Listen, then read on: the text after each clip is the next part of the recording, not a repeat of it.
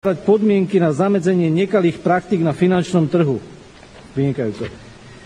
Vláda bude garantovať sociálnu spravodlivosť. Ako? A kto ju bude garantovať? My to potrebujeme vedieť, lebo to sa mňa pýta mojich 9600 voličov. Vláda bude úpravami v oblasti trestnej politiky usilovať o to, aby bolo možné účinne a rýchlo postihovať trestné činy. Ja skriknem chvála Pánu Bohu a chcem to vidieť na Slovensku. Zákonodarci, prosím vás, je vás 83, máte väčšinu na všetko, ja vás prosím, nech sa to rýchlo uskutoční, lebo tí ľudia, čo málo zarábajú, tí ľudia, ktorí dostávajú minimálnu mzdu, tí ľudia, ktorí ju majú minimálnu a pritom mali by byť viacej ocenení, sa hnevajú na tých bohatých, ktorých je treba zdaniť, ako hovoríte, ale nás hnevajú tí, čo nám to ukradli. Viete, ja si myslím, že na Slovensku je dosť bohatých, ktorí to zarobili dobrým spôsobom, ale je to veľa tých bohatých, ktorí nás vytáčajú, lebo to zarobili na tom, že nám dali minimálnu mzdu. A keď nás niekto zdiera a nie je spravodlivo ocení, tak v Biblii sa to nazýva do neba volajúci hriech. To znamená, to je zadržiavanie mzdy. A ak sa toto deje v Slovensku, tak na Slovensku nebude dobre. Viete, ak hovoríme o spravodlivosti, tak potom mňa osobne zaskočí, ak bude naozaj nejakým predstaviteľom Najvyššieho policajného úradu človek, ktorý predsa len sa musel ťahať po nejakých ťahaniciach, že niekomu niečo vybavoval v rámci svojich možností. Priatelia, to je takéto jemné nazývanie čierneho šedým, šedého trošku belším, belšieho bielým a tak máme z čierneho biele. Ale to sa nemá. Pán kolega kýva hlavou, vy ste zo Smeru, sa mi zdá, že to sa nemá robiť na Slovensku. Má sa to? Priatelia, nemá sa to. Tak prečo sa to deje? Ja som taký naivný, lebo som tu nováčik, že ja by som chcel, priatelia, aby to nebolo. A myslím si, že na to je mandát a preto som vám povedal, odkiaľ je ten mandát. Pretože ak náhodou sa vám stane, že zomriete cestou odtiaľto, čírou náhodou, lebo tá smrť nikdy nevieme, kde číha na nás, prejde nás auto, tak priatelia, máme len pár minút na to, aby sme sa zorientovali v tom novom duchovnom svete a pochopíme, že v tejto chvíli budeme skladať účty. A ja si myslím, že jedinou istotou pre každého z tých, kto je poverený obrovskou zodpovednosťou a tento zákonodárny zbor má najvyššiu, jedinou istotou je žiť absolútne cnostne. Tak pravdivo a tak charakterne a vedieť, že keď ráno vstanem, tak vstávam s vedomím úcty voči tomu, kto je Boh, kto je najvyšší a nekráčam životom s istotou v seba samého. Pretože ak to tak je, potom sa stávame pyšnými ľuďmi. A dôkazom našej vlastnej veľkosti a hodnosti sú čím väčšie autá, čím viac peňazí, čím vznešenejšie domy, čím viac toho mám, tým som väčší sám pred sebou a myslím si, že aj pred druhými ľuďmi. V 12. 13. storočí, keď žil František, voláme ho svätý František Asisky, tak vtedy sa tiež pokúšali vládcovia zastaviť korupciu a zastaviť pýchu, doslova pýchu boháčov. A viete, čo urobili? Zakázali im nosiť drahé oblečenie. Pretože chudáci, keď prišli do kostola a boháči, keď tam prišli, tak to vyzeralo strašidelne.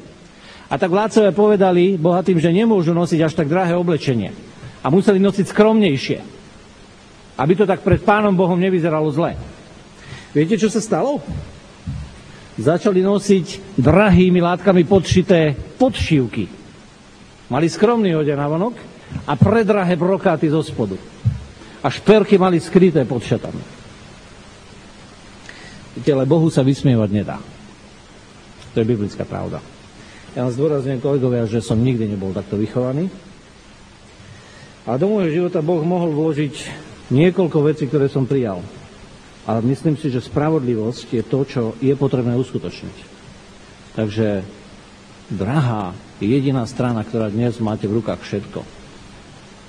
Ja vám gratulujem tejto vláde jednostrannej, pretože vy ste naozaj ľuďmi, ktorí ste ešte viac zodpovednosti teraz dostali a máte ešte viac možností.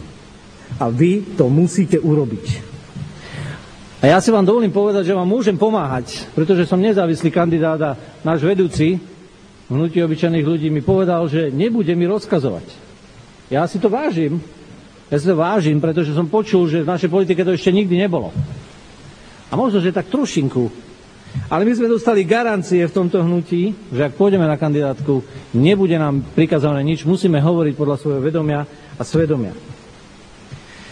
Tak sa z toho teším, že môžem podporovať dobré veci.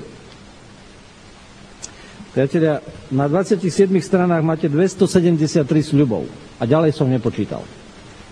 Tých strán je 64 a tie sľuby som nedopočítal. Chcem vám povedať, že to je nekonečne dobré, čo ste napísali. Je to ambiciozne, je to ohromujúce a treba to urobiť. Chcem vám v tom pomôcť. Ale musím povedať, že práve pre možnú nomináciu nejakého pána policajta, ktorý niečo vybavoval, viete, to je taká malilinka také malé zošednutie tej černoty, má niečo belšie.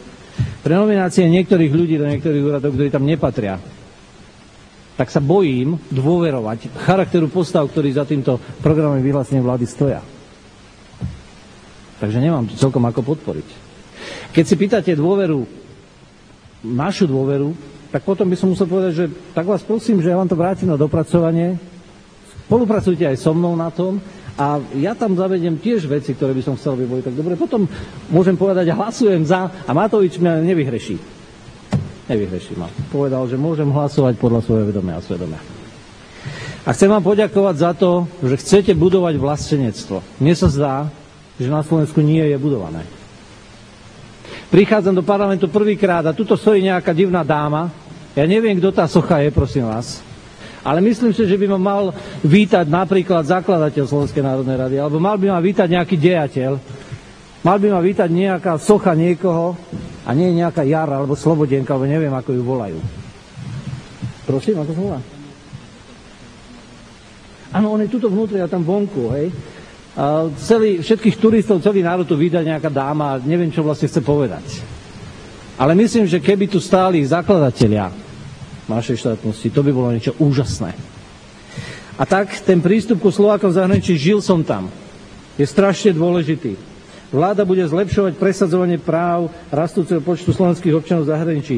Na všetkých stupňoch škôl bude dôraz kladený na skvalitňovanie vzdelávania detí a žiakov v duchu národných, historických, kultúrnych hodnôt. Pán premiér, chýbali ste na Devíne pred pár dňami. Pán prezident tiež. Je mi ľúto, že ste tam neboli.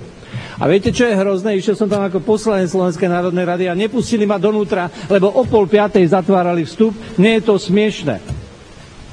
Bolo tam pol Bratislavy a štvrť Slovenska. Do 2:30 sa vyberalo vstupné. Ako je možné, že na takéto udalosti na Devíne nebol Devín zdarma pre mnoho chudobných ľudí, ktorí tu konečne pricestovali a konečne by sa tam mohli pozrieť bez toho vstupného, na ktoré ani nemajú. A o 4:30 sme to zavreli, keď som sa z riadencov pýtal, prečo oni vypúšťali všetkých len von, tak ani pán Tkáč nevedel povedať prečo. Tak riadencu, že pán Škripek, dajte pokoj, že čo ja za toto môžem? Hovorím, no vy nie, ale povedzte mi kto. Ako je možné, že to nebolo otvorené aspoň do 8 večer? Viete prečo? Lebo my tu na Slovensku sme niekedy s prepáčením, ako keby nám niečo ušiel vlák, alebo zmeškali niečo. My sme to nedokázali otvoriť a dať zdarma. Priatelia, ja si myslím, že keď sa chceme hlásiť k našemu vlastenectvu, tak to musíme urobiť ďaleko výraznejšie. Nie takým hlúpým spôsobom, ako možno veľa vecí sa to na Slovensku spravilo a hlásili sme sa k niečomu, za čo sme sa hanbili, tým prejavom, ale píšete tu o tom, že chcete budovať naše povedomie, našu hrdosť, to, čo ja nazývam vlastenectvom. Tak tomuto sa určite chcem prihlásiť a podporiť to. A mám snáď poslednú otázku. Vláda vyvinie maximálne úsilie, aby prijímané zásadné opatrenia mali podporu väčšiny obyvateľstva. Ako? Strana Smer mala podporu 1 100 000 voličov, to je fantastické číslo. A to strašné číslo, neviem koľko, 100 000 totálne sklamaných a nahnevaných ľudí, týchto ľudí treba získať. Priatelia, ako?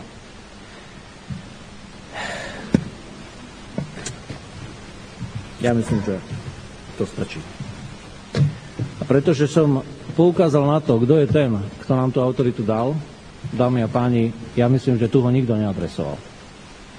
Takže ja chcem osloviť toho najvyššieho predsedu parlamentu, toho najvyššieho premiéra tejto krajiny, toho, ktorý je nad všetkým, toho, ktorý vládne národom. Hospodine Bože v nebi, ja ťa prosím, aby si požehnal túto krajinu, aby si požehnal tento zákonodárny zbor, aby si požehnal ľudí, ktorí s časťou tvojej autority chodia po tejto krajine. Ja si prosím požehnanie pre pána premiéra, pre pána prezidenta a pre pánov a dámy, ktoré sedia v tejto sále. Prajem vám, aby sme porozumeli tomu, čo Boh hovorí do srdca človeka. Bez ohľadu na to, či poviete, že ste ateisti, veriaci, neveriaci alebo inoveriaci. Boh je jeden a hovorí do srdca človeka priamo. Ďakujem vám.